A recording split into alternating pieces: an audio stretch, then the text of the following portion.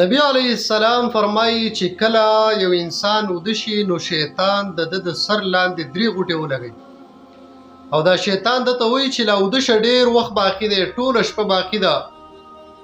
خو چې کله دغه انسان د خوب را بیدار شي او د خدای پاک ذکر وکړي، الحمدلله وایي، سبحان الله وایي، کلمه طیبه وایي،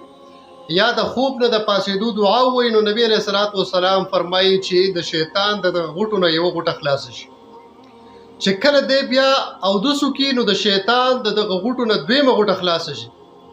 او چې کله دی بیا مونځ وکړي نو د شیطان دغه درې واړه غوټې خلاصې شي او دغه انسان یو حشاش بشاش او چوق او چابند صحیح تندرست او چست چې دی نو د دا وخت او زندگی بیا تیریږي، دغه ورځې مکمل په خوشحالۍ او اطمینان سره تیر شي.